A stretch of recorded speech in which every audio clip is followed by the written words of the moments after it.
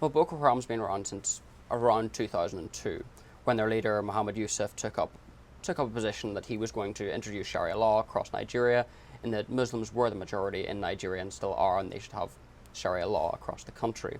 This was a largely peaceful movement at the time, but after his death and in the months leading up to his death, it became a lot more violent, started engaging in the kind of acts that we'd associate more with groups such as Al Qaeda. This is not to say there was a link with Al Qaeda at the time, but there's now been suggestions that one exists now.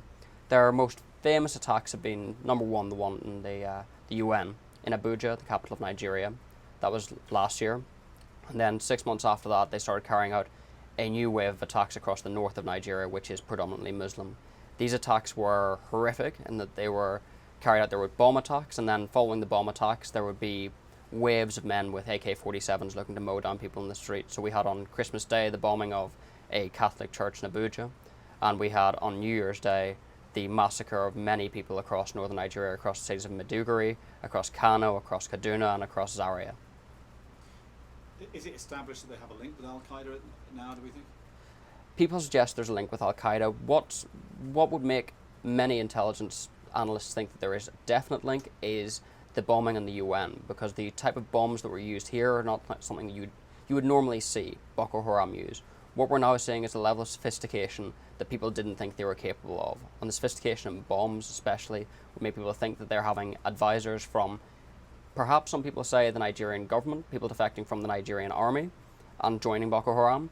Certainly, Goodluck Jonathan, the president of Nigeria, has said that there are people within the Nigerian government who sympathise with Boko Haram. But the suggestions would be that they're from AQIM, Al Qaeda in the Islamic Maghreb, the sect of Al Qaeda that based itself in West Africa.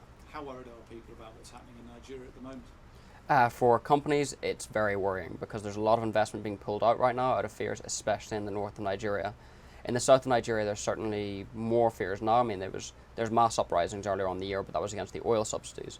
What people are seeing now is a lot of fear being generated, especially in Lagos, since attacks have been leveled at Lagos, less so in the oil region, in the Delta region. It's not clear at all who is behind this, but do you think we're going to see more of this kind of activity? I think there'll be more of this activity certainly in the near future. Boko Haram is showing signs that they have no individual leader, they have no individual leadership, and they're fragmenting month by month. You're getting small outbreaks all the time, and this could have been what happened with these two hostages. It could be a break-off in Boko Haram, or it could be a group looking to join into Boko Haram. What is not clear is who is in charge. I mean, if Boko Haram is disintegrating, fragmenting, why is that a sign that there could be more of this kind of activity? If Boko Haram continues to fragment, you're going to end up with different groups making different demands. The initial demands of Boko Haram, the idea of Sharia law, has long since been almost forgotten in these new movements. New movements are characterized more by violence than by political demands. They very rarely come with the demands attached at present. The British government or military forces seem to be involved in this operation. Is that a change, do you think, in the way the international community is reacting to what's happening in Nigeria? The revelation that the British involvement was in Nigeria is huge. There was never any suggestion there would be, certainly not other armed forces there, even support for Nigerian armed forces. That's never been put forward. The only case that this was maybe suggested for was in Abuja after the bombings in the UN. The US said maybe they would send people in to defend the hotels in Abuja, and they signaled out 3 hotels.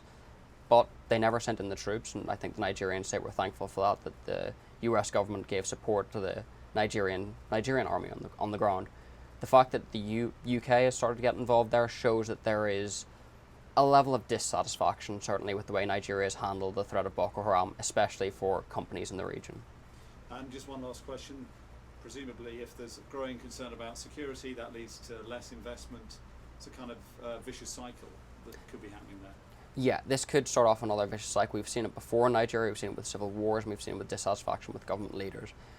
This is tragic because there's been a recent period of stability for Nigeria. We've seen a huge growth in Nigerian industry in the recent years, and the rise of Boko Haram is doing significant damage to this as we speak, and if it continues, the long-term effect could be catastrophic for the Nigerian economy.